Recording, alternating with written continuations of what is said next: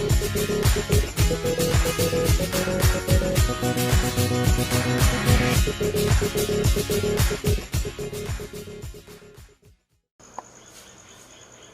Golden मीडियामध्ये आपलं सर्वांचं स्वागत आहे। आज आपण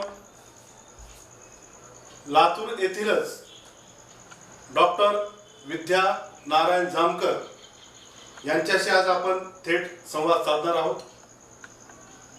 या आधी आपण अनेक वेगवेगळ्या नामवंत व्यक्तींच्या मुलाखती ऐकल्या, त्याही मधून आपल्याला बरंचसं सर्वांचं नॉलेज आपल्यापर्यंत आम्ही देण्याचा प्रयत्न केला। पण आजचं व्यक्तिमत्व असं आहे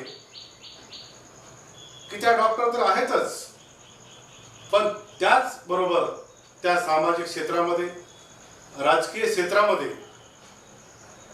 त्या आपल्या कार्याचा ठसा उमटवण्याचा प्रयत्न करत आहेत। तर आपण आज त्यांच्याशी थेट संवाद साधूया।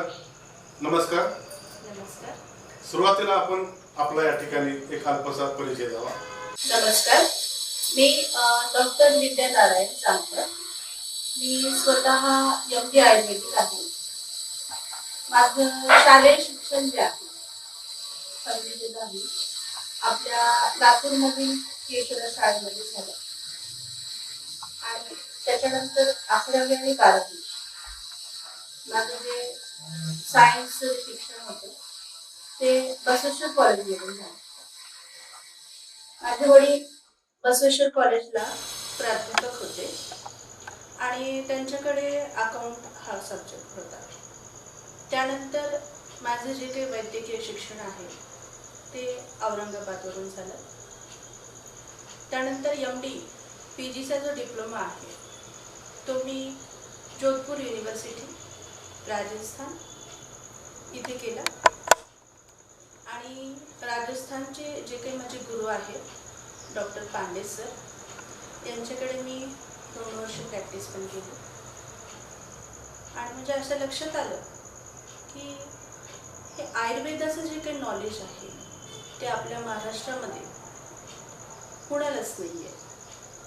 त्या हेतून मी आपलं राजस्थान, बनारस ह्या क्षेत्रातील जे काही वैद्यकीय नॉलेज आहे ते आपल्या पूर्ण लातूर शहराला, महाराष्ट्राला पोहोचावं या हेतून इथे एक छोटंसं विद्या चॅरिटेबल ट्रस्ट या नावाने ट्रस्ट चालू केलेलं आहे। तसं पाहिलं तर आज आरोग्य क्षेत्रामध्ये आणखी वेगळे तुम्ही काही करू शकला असता।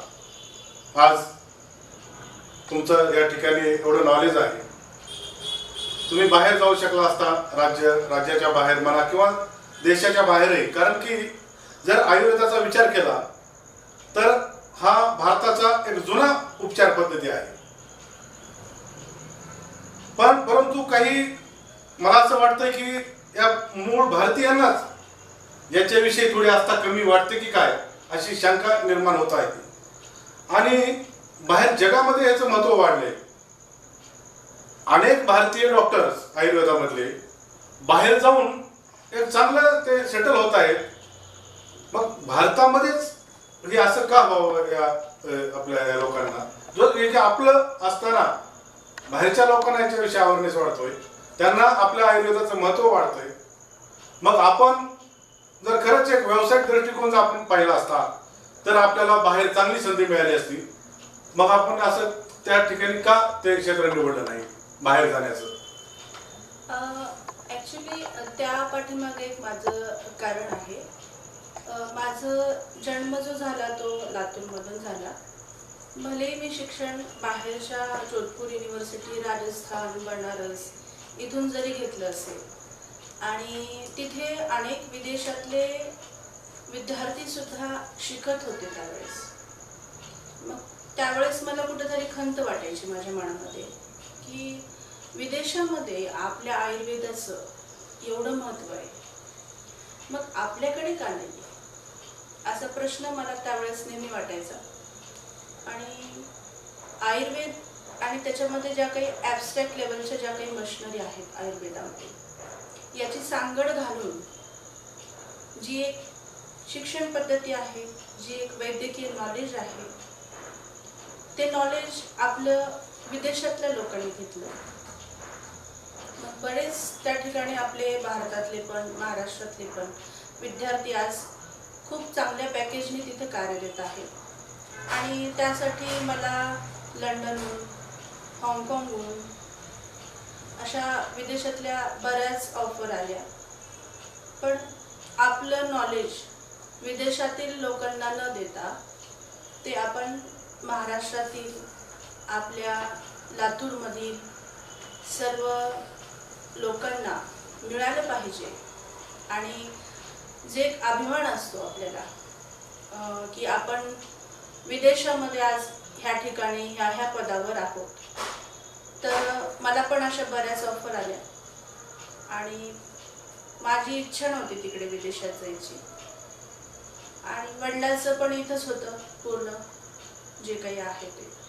त्यामुळं घरच्यांची इच्छा होती की बेटा तू लातूरमध्ये चालू करावं आणि तुझं जे काही नॉलेज आहे ते लातूरमधून सर्वांना मिळावं. याच्यामध्ये थोडासा फरक आहे.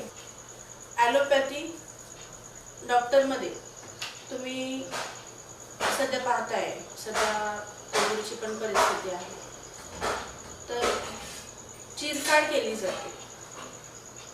गुडघ्याचं ऑपरेशन असेल, पॅरालिसिस असेल, वेन्स असतील. तर मला एक थोडंसं वेगळं नॉलेज बनारस आणि राजस्थानच्या युनिव्हर्सिटीतून मिळालं. ते असं मिळालं की आपण चिरफाड न करता आपल्या ज्या काही वेन्स आहेत, ज्या काही गुडघेदुखीच्या समस्या आहेत, जे काही मणक्यांचे आजार आहेत, ते आपण कमी करू शकतो. आणि हे नॉलेज मला इकडे कुठेही दिसलं नाही. त्यामुळे मी इथं विद्या चॅरिटेबल ट्रस्टच्या माध्यमातून हे लोकांपर्यंत पोहोचावं यासाठी मी विदेशातील ऑफर पण नाकारल्या आणि इथं माझं छोटंसं चिकित्सालय चालू केलं. आजकाल असे काही आजार निर्माण झाले की भल्या भल्या डॉक्टरांना त्याचं मूळ कारण सापडत नाही किंवा कितीही उपचार केले तरी रुग्ण बरा होत नाही. परंतु आपल्या आयुर्वेदाच्या माध्यमातून अनेक रुग्णांना आपण या ठिकाणी बरं केलंय. एक आपलं आमचे अनुभव रुग्णांचे या ठिकाणी तुम्ही या ठिकाणी सांगावे. असे अनेक रुग्ण माझ्याकडे येतात. जसे की पॅरालिसिस सिम्पटम्स आहे, वन साइड पॅरालिसिस असेल, टू साइड पॅरालिसिस असेल, किंवा नी प्रॉब्लेम्स असतील, किंवा वेन्स प्रॉब्लेम असतील, CP चाइल्ड असेल, असे बऱ्याच प्रकारचे पेशंट माझ्याकडे येतात. आणि त्यांची मानसिकता अशी झालेली असते की मॅडम मला ऑपरेशन सांगितले, तर याच्यावर तुमचं काय मत आहे, आयुर्वेदामध्ये तुमचं मत काय.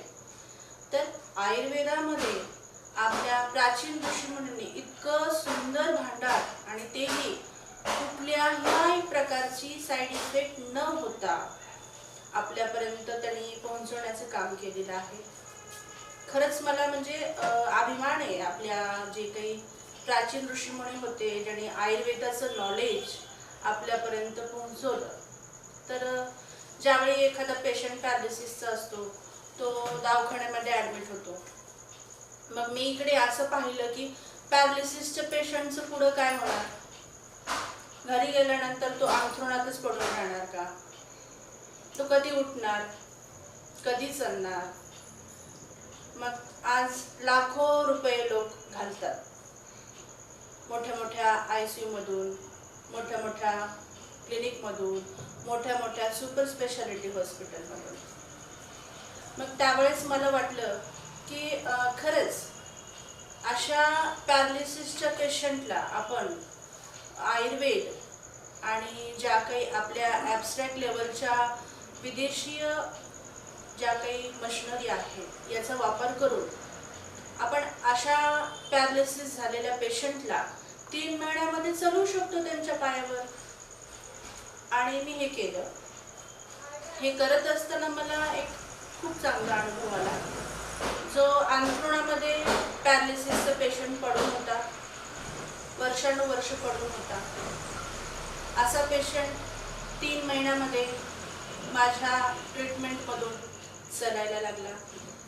त्यामुळे तो मला एक वैयक्तिक आनंद खूप चांगला मिळाला. भलेही आज मला विदेशामधून आज 10-10 लाख 20-20 लाखाचे जरी पॅकेज मिळाले असते तरी तो आनंद मला कदाचित तिथून मिळाला नसता. ज्यावेळी माझ्या परिचित जे काही माझे समाज घटक आहेत आणि त्यांना हा फायदा व्हायला लागला, त्यावेळेस माझ्या लक्षात आलं की आपण हे कार्य अजून वाढवलं पाहिजे, अजून लोकांपर्यंत पोहोचवलं पाहिजे. मग हे असे पॅरालिसिस पेशंट असतील, त्याप्रमाणे मी CP चाइल्डला पण बऱ्याच ट्रीटमेंट दिली. CP चाइल्डमध्ये मला असं लक्षात आलं की तो CP चाइल्ड काहीही करू शकत नाही, हालचाल करू शकत नाही. वन साईड तो पूर्ण हात वाकलेला असतो, पाय वाकलेला असतो, अंथरुणात पडून असतो. तर मोठ्या मोठ्या शहरामध्ये गेलेले, पुण्याला, मुंबईला, हैदराबादला अनेक रुग्ण बऱ्याच ठिकाणी फिरून आले आणि ते माझ्याकडे ट्रीटमेंटला ज्यावेळी आले त्यावेळी आपल्या लातूरमधलेच जाहीद शेख म्हणून एक छोटासा मुलगा आहे 15 वर्षाचा, त्याला पण CP चाइल्ड होता. तो अंथरुणामध्ये पूर्णपणे बसून होता. तर त्याला मी माझी ट्रीटमेंट, माझी पूर्ण जी काही ॲब्स्ट्रॅक्ट लेवलच्या मशिनरी आहेत त्याची ट्रीटमेंट चालू केली आणि अंथरुणात असलेला CP चाइल्ड हळूहळू उठायला लागला, बोलायला लागला, स्वतःचे कार्य करायला लागला आणि 2 ते 3 महिन्याच्या नंतर तो स्वतः चालायला शिकायला लागला. मग हा जो अनुभव आहे तो मला खरंच आनंद देण्यासारखा आहे. म्हणजे त्या मुलाला, CP चाइल्डला जो एक प्रामाणिकपणे न्याय द्यायला पाहिजे होता तो मी माझ्या सेवेतून दिला आणि तो खरोखरच त्याला याचा खूप चांगला अनुभव आलाय. आज तो स्वतःच्या पायावर उभा आहे, स्वतः सगळ्या गोष्टी करतो. त्यामुळं मी असं म्हणेन की जे काही CP चाइल्ड पेशंट असतील त्यांनी नक्कीच एकदा मला भेट द्यावी. लाखो रुपये खर्च न करता अगदी साध्या आपल्या आयुर्वेदाच्या माध्यमातून त्यांना जो काही एक चांगलं करण्याचा आपण एक दृष्टिकोन ठेवलेला आहे त्याचा त्यांनी लाभ घ्यावा असं मला वाटते. नक्कीच आपलं कार्य कौतुक करण्यासारखंच आहे, कारण की आपण या क्षेत्राला पूर्ण व्यवसाय समजला नाही. जे काही तुमचे रुग्ण आहेत त्या रुग्णांचे तुम्ही मनोभावी सेवा केली, त्यांचं आयुष्य अनेकांचं आपण वाचवलं, याबद्दल तुम्हाला खरं तर धन्यवाद दिले पाहिजे. आणि आणखीन एक मला प्रश्न विचारायचा आहे की ॲलोपॅथीच्या माध्यमातून रुग्ण लवकर बरा होतो, पण त्याचे तेवढेच साईड इफेक्ट पण असतात, त्याचे परिणाम आपल्याला भोगावे लागतात. मग आयुर्वेदामध्ये असं काही आहे का की त्याच्या काही साईड इफेक्ट आहेत का आयुर्वेदाचे? ह्या बाबतीत आपण या ठिकाणी मार्गदर्शन करा. तर ॲलोपॅथी आणि आयुर्वेद आणि होमिओपॅथी असे आपल्याकडे बऱ्याच 2-3 प्रकारचे पॅथ्या आहेत वैद्यकीय क्षेत्रामध्ये.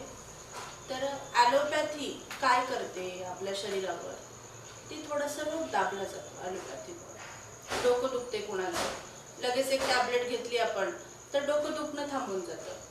पण ती जी टॅबलेट तुम्ही घेतला त्याचे साईड इफेक्ट असतात, ती काही काळानं तुम्हाला दिसायला लागतात. मग आयुर्वेदामध्ये असं काही नाही आहे. आयुर्वेदामध्ये आपल्या ज्या काही नैसर्गिक वनस्पती आहेत आणि ज्या काही एकदम नॅचरल आहे त्याचा कोणत्याही साईड इफेक्ट कोणत्याही प्रकारचा त्या रुग्णावर होत नाही. हां, थोडासा वेळ लागतो आयुर्वेदामध्ये उपचार व्हायला. आणि लोकांचा असा एक गैरसमज आहे की आयुर्वेद म्हणजे थोडंसं गोळ्या दिल्या आणि तो रोग बरा होतो. तर आयुर्वेद आणि आपले जे काही ॲब्स्ट्रॅक्ट लेवलच्या मशिनरी आहेत, ह्या अशा ॲब्स्ट्रॅक्ट लेवलच्या मशिनरी आणि आयुर्वेद याचं सांगड घालून तो जो रोग आहे तो नुसता आम्ही दाबण्याचा प्रयत्न करत नाही, तर तो रोग आहे तो मुळासकट कसा कमी व्हावा. मग त्यामध्ये आपलं पाईल्स असेल, सेम वेन्स प्रॉब्लेम असतील, मणक्याचे आजार असतील, गुडघ्याचे आजार असतील. अशाच प्रकारे माझ्याकडे गुडघ्याच्या ऑपरेशनसाठी एक ताई आलेल्या आणि ते म्हणले, मॅडम माझं मुलगी विदेशात राहते आणि आता मी गुडघ्याच्या ऑपरेशनसाठी तिकडेच आली आहे, पण तुमचं नाव ऐकलं होतं की तुम्ही विदाऊट ऑपरेशन आपले गुडघे नीट करता. त्यामुळे त्या मला भेटायला आलेल्या. तर त्यांना मी सल्ला दिला की हो मॅडम, अगदी बरोबर आहे, तुम्ही जे ऐकले ते बरोबर आहे.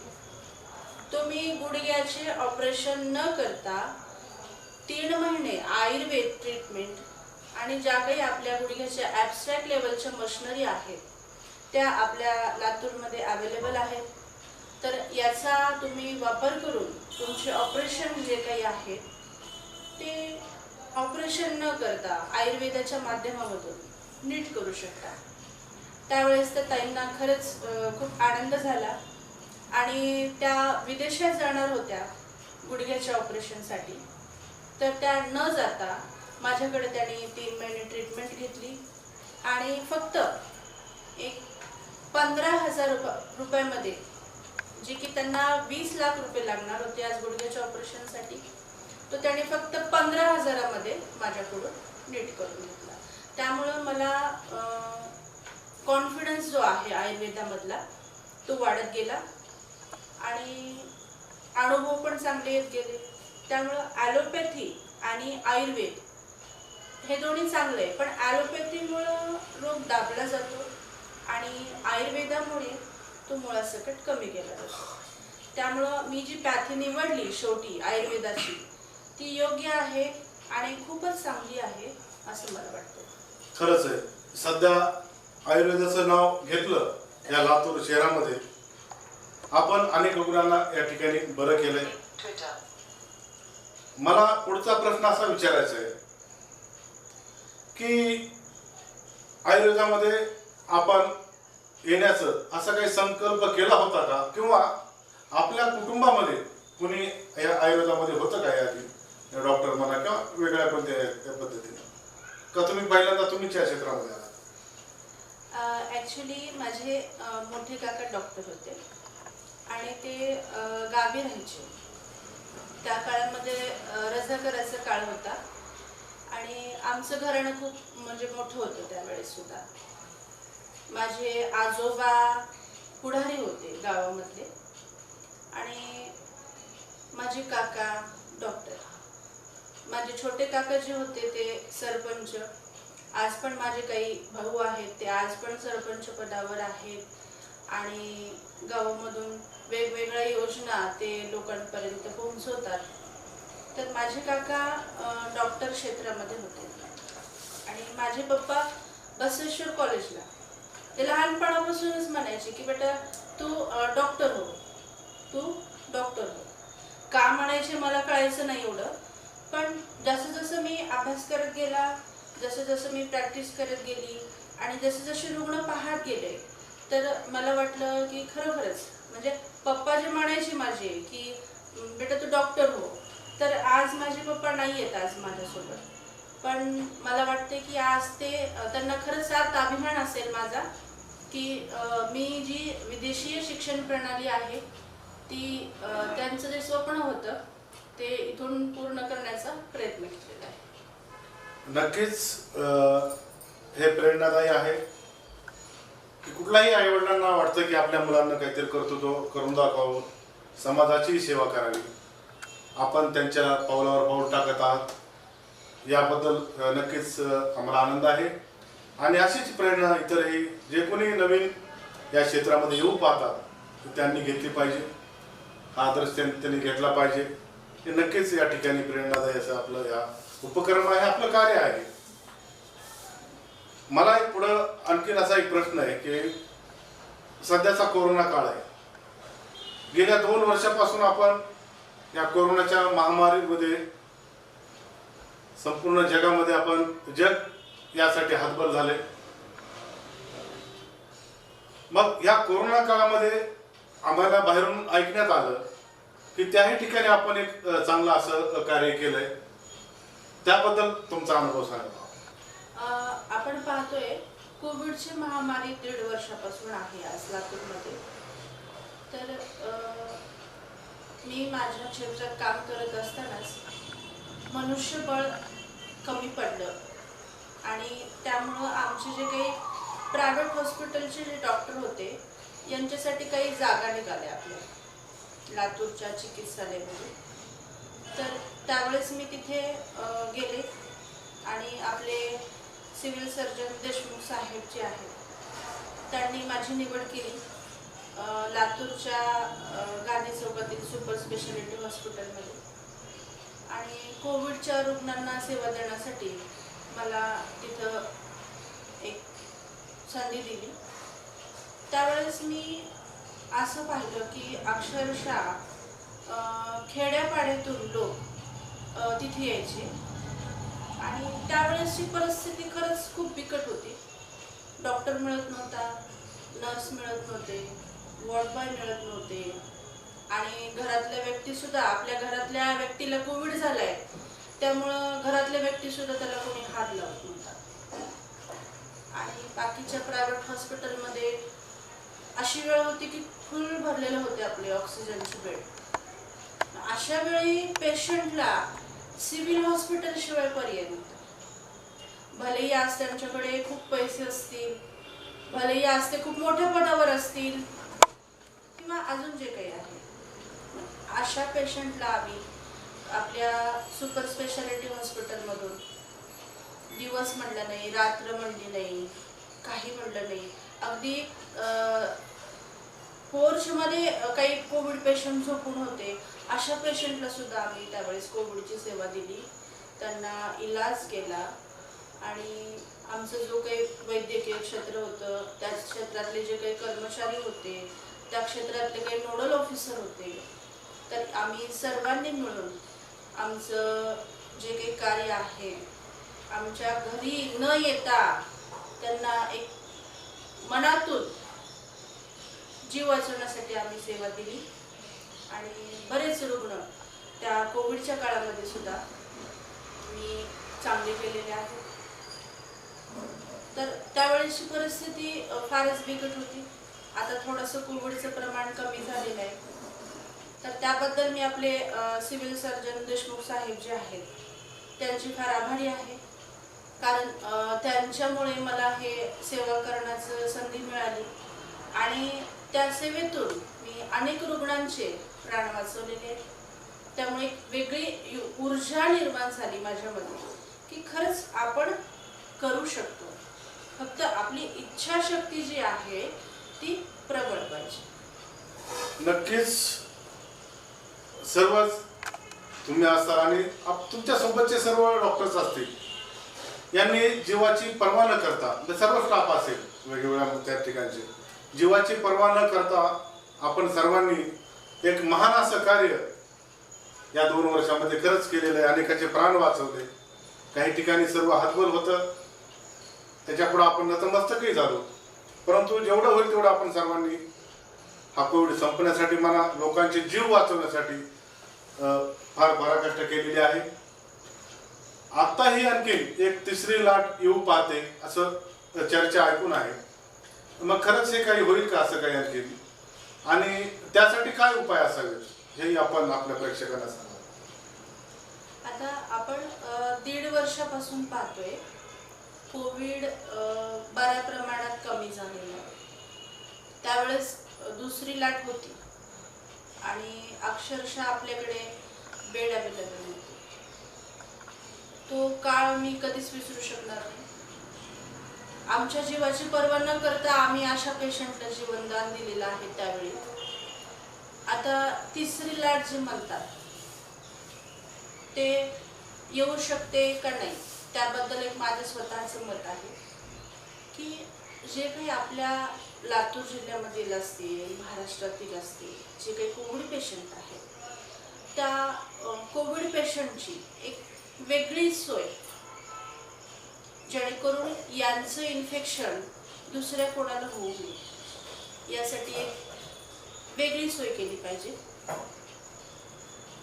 आणि 3री लाट येईल का नाही हे मी नाही सांगू शकत. हा रोग संसर्गजन्य आहे. एखादा कोविड पेशंट आहे आणि त्याच्या संपर्कात आपण गेलो तर हा रोग होऊ शकतो. मग बऱ्याच जणांनी मला प्रश्न पण केला की मॅडम मग वॅक्सिनेशन घेतल्यानंतर हा कोविड होणार नाही ना, किंवा मग आमचा जीव वाचेल ना. तर मी एकच म्हणेन एक डॉक्टर या नात्याने की डॉक्टर फक्त प्रयत्न करू शकतो आणि ते जीव वाचू शकतो. असं कुठलाच डॉक्टर नाही करणार की पेशंट तडफडतोय आणि तो पाहतोय. तर काय होईल काही सांगता येणार नाही मला निश्चित, पण त्या संदर्भामध्ये काय काळजी घ्यावी हे मी 100% सांगेन तुम्हाला. आपले हात, आपलं जे काही नाक आहे ते व्यवस्थित कव्हर करा, सोशल डिस्टन्स ठेवा, हात वारंवार धुवा आणि कोविड झालेले जे काही पेशंट्स असतील किंवा आता तो झालाय कसा हे सुद्धा काही लोकांना कळत नाही. तर एकच गोष्ट करा, ताप, सर्दी आणि खोकला आल्या आल्या लगेच डॉक्टरकडे जा, अंगावर काढू नका आणि डॉक्टरकडून योग्य तो सल्ला घ्या. कारण काहींच्या लोकांच्या मनामध्ये असा गैरसमज झालाय की डॉक्टर नुसता पैसेच काढतो. त्यांचे हॉस्पिटलमधील मशिनरीचे जे काही कर्ज घेऊन काढलेल्या मशिनरी आहे ते हप्ते भरण्यासाठी डॉक्टर आमच्याकडून लाखो रुपये उकळतात, असे माणसांमध्ये आणि जनतेमध्ये एक असं थोडंसं वातावरण आहे. तर मी सांगेल की डॉक्टर असं कधीच करणार नाही. कारण आम्हाला आज विदेशातून सुद्धा भरपूर ऑफर आहे, मग आम्ही आज ते म्हणून सुद्धा भरपूर पैसा कमवला असता जर आम्हाला पैसाच कमवायचा असलं असतं. तर सामान्यांनी किंवा जनतेने असं चुकीचे जे काही क्लेम्स आहेत ते डॉक्टरवर करू नये अशी माझी इच्छा आहे. आणि जर कोविड आला तर तुमची इच्छाशक्ती चांगली ठेवा. आम्हाला कोविड होणारच नाही. काय होणार नाही? आम्हाला कोविड होणारच नाही आणि कोविड जो काही आहे तो हरणार आणि मी जिंकणार अशी इच्छाशक्ती, प्रबळ इच्छाशक्ती सर्व पेशंटनी, सर्व जनतेने ठेवावी अशी माझी इच्छा आहे. कारण कोविड पेशंटला ज्या वेळेस मी सेवा देत होते त्यावेळेस माझी एक गोष्ट अशी लक्षात आली, तो पेशंट खूप घाबरलेला. घराचे नातेवाईक त्यांच्या जवळ येऊ शकत नाही कोविड झाल्यामुळे. मग ते अक्षरशः माझ्या गळ्याला पडायचे आणि रडायचे, मॅडम मी बरा तर होईल ना, मी बरा तर होईल ना. तर डॉक्टर त्यांना अशा वेळी धीर द्यायचं काम सुद्धा करतो. तर त्यांचा कोविड जो आहे 90% धीराच्या माध्यमामधून चांगले झालेला आहे. तो ऑक्सिजन लावल्यानेच किंवा O2 बेड मिळाल्यानेच तुमचा कोविड ठीक होतो असं तुम्ही मनातून काढून टाका. नुसतं गोळ्यावर सुद्धा तुमचं कोविड ठीक होऊ शकतो. मग त्याच्यातल्या तुमच्या आयुर्वेदाच्या ज्या काही मेडिसिन्स आहेत त्याच्यावर सुद्धा तुमचा जो काही कोविड आहे तो ठीक होऊ शकतो. जर तुमचं HRCT लेवल जर जास्त असेल, हाय प्रमाणात असेल, तर तात्काळ तुम्ही आपल्याकडे भरपूर सुपर स्पेशालिटी हॉस्पिटल आहेत, तज्ज्ञ डॉक्टर्स आहेत, अशांकडून आपण इलाज करून घ्यावा जेणेकरून आपल्याला काही कोविड होणार नाही असं मला वाटतं. आणि दुसरी गोष्ट म्हणजे खेडेगावी आपण पाहताय, खेडेगावी तर याची काही सोय नाहीये. शेतकरी सकाळी उठतो, कामाला जातो, संध्याकाळी येतो, निवांत झोपतो. तर खेडेगावामध्ये कोविडचं प्रमाण मला थोडंसं कमी दिसलेलं आहे शहरी भागापेक्षा. तर खेडेगावांच्या लोकांचा आदर्श आपण घेतला पाहिजे असं मला वाटते. आपापलं काम, आपापली जीवन प्रणाली, आहार, आणि एखादा रोग आला, मग तो पोलिओ असेल, चिकनगुनिया असेल, कोविड असेल, TB असेल, तर तो अंगावर न काढता योग्य त्या डॉक्टरचा सल्ला घेऊन तो बरा करावा असं मला वाटते. नक्कीच शेवटी आपापली जीवनशैली यावर हे सगळं काही अवलंबून आहे. ग्रामीण भागातील लोकांची जे ह्युमॅनिटी पॉवर म्हणतो आपण, हे खरंच चांगली असते. कारण की ते तंदुरुस्त असतात, ते सकाळपासूनच व्यस्त असतात आपापल्या जीवनामध्ये, शारीरिक कसरती असतात, शारीरिक काम ते करत असतात. मग या माध्यमातून त्यांचं नक्कीच आरोग्य चांगलं लाभतंय शहरी भागापेक्षा वगैरे. मला एक सांगा की आयुर्वेदाविषयी की असं ऐकण्यात आलंय माझ्या की सुरुवातीच्या काळामध्ये आपण ऐकायचो की 60 वर्षानंतर एक माणसाला काही व्याधी सुरू होतात, मग ते गुडघे दुखे असेल, पायातून मुंग्या येणं असेल, मणक्याचे त्रास असतील. परंतु आता असं ऐकण्यात येत आहे की 35 ते 40 च्या पुढेही किंवा त्याही आधी असे आजार मणक्याचे असतील, गुडघ्याचे असेल, कंबरदुखी असेल याचं प्रमाण वाढत आहे. याविषयी आपलं काय मत आहे? अगदी बरोबर आहे. तुम्ही जो प्रश्न केला तो अगदी 20 वर्षांच्या विद्यार्थ्यांमध्ये पण आहे आणि 18 वर्षांच्या विद्यार्थ्यांना सुद्धा अटॅक आलेला आहे. 30 आणि 40 नंतर सगळे आजार चालू होतात असं काही नाहीये. जी आपली जीवन प्रणाली आहे, दिनचर्या आहे किंवा एक आहार पद्धती आहे, त्या आहार पद्धतीवर, दिनचर्येवर आपण वेळोवेळी नियंत्रण ठेवलं पाहिजे. उगीच काही खाणे, भूक नसताना खाणे, कोणत्याही गोष्टीचा विचार करत बसणे किंवा निगेटिव्ह थिंकिंग करणे, अशी अनेक कारणं आहेत आपल्या आयुष्यामध्ये. अशा कारणामुळे सुद्धा आपल्या शरीरावर खूप काही प्रमाण होत असतो रोगांचा. आता शुगर होतो, बीपी होतो.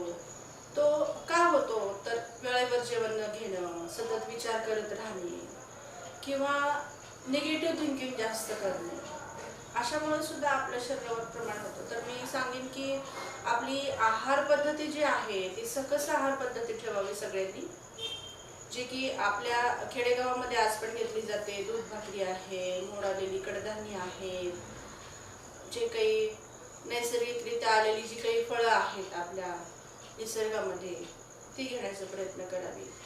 आणि जी आधुनिक पद्धतीची जी आहार पद्धती आहे, पिझ्झा आहे, बर्गर आहे किंवा जी एक फॅशन आहे 5 स्टार हॉटेलमध्ये जेवण्याची किंवा बाहेर जाऊन पार्ट्या करण्याची, तर ती कमी झाली पाहिजे. खरंच आहारामुळं सुद्धा आणि आपल्या वागण्याच्या दिनचर्येवरून सुद्धा आणि विचार करण्याच्या पॉवरवरून सुद्धा, म्हणजे थिंकिंग पॉवरवरून सुद्धा आपल्या शरीरामध्ये बिघड होऊ शकते. तर सकारात्मक विचार आणि सकस आहार सगळ्यांनी घ्यावा असं मला वाटते. विद्या चॅरिटेबल ट्रस्ट लातूरच्या माध्यमातून आपण अनेक वर्षापासून खरं तर मी ऐकतोय की आपण एक चांगले सामाजिक उपक्रम घेतात.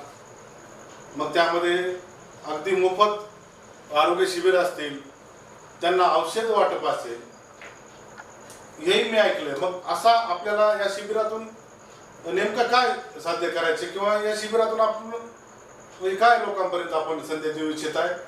आणि यामध्ये जे असं विचारू शकतो की आपण आयुर्वेदाचं महत्त्व मला नक्कीच वाटतं की आपल्या माध्यमातून आज ग्रामीण जनतेमध्ये वाढत जात आहे. मग आयुर्वेदाकडे आपल्या जनतेनं कशा दृष्टिकोनातून पाहिलं पाहिजे हेही आपण आज सांगावं. आणि येणाऱ्या काळामध्ये आपण शेवटी सामाजिक समाजसेवेचा वसा हाती घेतलाय. आपल्या या ट्रस्टच्या माध्यमातून आपण जनतेमध्ये जात आहे, त्यांची सेवा करताय, अगदी मोफत त्यांच्यावर उपचार करताय. राजकारणामध्ये येणार आहात काय, आणि जर आलात तर आपण कोणत्या पदावर असाल किंवा आपली अपेक्षा काय आहे हेही आपण या ठिकाणी सांगावं. मला वाटतं की चांगलं सेवा करताना किंवा चांगलं कार्य करताना तर पद बघितलं जात नाही. तर मी आज कोणत्याही पदावर असले काय, आज सामान्य प्रायव्हेट हॉस्पिटलमधून मी डॉक्टर असले काय किंवा गव्हर्नमेंट हॉस्पिटलमधून डॉक्टर असले काय किंवा एखाद्या राजकारणी पदावर असले काय, शेवटी माझं कार्य आणि माझं जे काही एक निष्ठा आहे माझ्या कार्याच्या मागे सगळ्यांपर्यंत पोहोचण्याची, त्याला मी जास्त महत्त्व देते. नुसतं पद राहूनच महत्त्वाचं नाही, तर ते कृतीत करणं किंवा आपल्या आजूबाजूच्या लोकांनी आपल्यावर तेवढा विश्वास दाखवणं आणि आपल्याला त्या कार्यासाठी अजून प्रोत्साहित करणं हे पण महत्त्वाचं आहे. आणि राहिला विषय राजकारणाचा, तर मला असं वाटतं की प्रत्येक व्यक्तीने प्रामाणिकपणे आपले कार्य करत राहिलं तर तो एक निश्चितच चांगलं कार्यकर्ता आपल्या समाजापुढे दिसून येतो. त्यासाठी कोणत्या पदाची किंवा राजकारणाची किंवा कुठल्या तरी संघटनेची पाठिंबा असावा लागतो असं मला नाही वाटत. तर इच्छाशक्ती असावी. पद असो नसो, पद काय आज राहील उद्या नाही राहणार, बरोबर आहे. तर आपण आपल्या मनामधून एक चांगलं कार्य आणि आपल्या समाजाची एक चांगली सेवा कुठेतरी केली पाहिजे. त्यासाठी मी समाजसेवेमध्ये नेहमीच अग्रेसर आहे आणि राहणार आहे. जर चुकून कोणत्या राजकारणी व्यक्तींना वाटलं की मॅडमचं कार्य खरंच चांगलं आहे आणि मॅडमचं जे काही आहे कार्य तो अजून थोडंसं त्याचा विकास व्हावा असं कोणाला वाटलं तर नक्कीच जर कोणी मला पद देणार असेल तर ते मी नक्की घेईन आणि माझी इच्छाशक्ती अजून वाढेल. उलटे पदासाठी नाही तर आपल्या लोकांचा जीव वाचवण्यासाठी. कारण कोविडची महामारी तुम्ही बघत आहे, तर त्यासाठी खरंच म्हणजे एक जिल्हा स्तरावर किंवा शहर भागामध्ये किंवा महाराष्ट्र लेवलवर खरंच मी एक चांगलं डॉक्टर या नात्यानं त्यांना योग्य तो सेवा देऊन योग्य तो न्याय देऊन मी हे कार्य खरंच करेन. आणि पद असो नसो त्याचं मला काही फरक पडणार नाही. माझं कार्य चालूच राहणार. नक्कीच समाजामध्ये काम करत असताना चढ उतार येत असतात, वेगवेगळे अनुभव येत असतात. मग ते राजकारणातले असतील ते समाजकारणातले असतील. काही लोक फक्त बोलत असतात पण कृती मात्र त्यांची शून्य असते.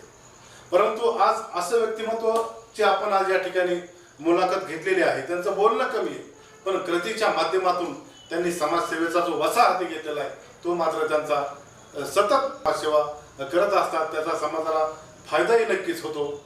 समाजही नक्कीच आपले रण कुठंतरी फेडेल असं मला वाटतंय. आपण जे मार्गदर्शन आज महाराष्ट्र गोल्डन मीडियाच्या सर्व प्रेक्षकांना केलं की बाबा एखादा आजार झाल्यानंतर उपचार करण्यापेक्षा की आजारच होऊ नये यासाठी काय ठोस पावलं उचलले पाहिजे. म्हणजे मग आपलं जे जीवनमान आहे यामध्ये आपण बदल केले पाहिजेत, तंदुरुस्त राहिले पाहिजेत, वेगवेगळे व्यायाम जे आहेत ते आपण केले पाहिजेत. म्हणजे आपल्याला आजार होणार नाही, होण्याची शक्यता कमी आहे. अशा पद्धतीचं आज आपण या ठिकाणी अत्यंत मौलिक असं आम्हाला मार्गदर्शन केलं. आपण कोविडमध्येही सेवा दिलीत. हेही आपलं कार्य या ठिकाणी कौतुकाचं आहे. आणि आपल्या या ट्रस्टच्या माध्यमातून विद्या चॅरिटेबल ट्रस्टच्या माध्यमातून आपण समाजामधील जे तळागाळीत लोक आहेत यांना आरोग्याच्या समस्या उद्भवू नयेत, त्यांचा खर्च होऊ नये. मग त्या गरोदर माता असतील, सर्वसामान्य महिला असतील, यांचे शिबिर आपण घेतलेत. वेगवेगळे आरोग्य शिबिर आपण या ठिकाणी घेतलेत आणि आपलं आयुर्वेदाचं महत्त्व त्यांना पटवून दिलंय. त्यांचे उपचार अगदी आपण मोफत केलेत. ही सेवाभावी वृत्ती जी आपली आहे ही नक्कीच वाखाणण्याजोगी आहे. आपल्या या सर्व आजच्या मुलाखतीचा फायदा या सर्वांना होईल. आपण या ठिकाणी आज महाराष्ट्र गोल्डन मीडियामध्ये आलात आणि सुंदर अशी मुलाखत या ठिकाणी दिलीत त्याबद्दल आपले धन्यवाद. धन्यवाद.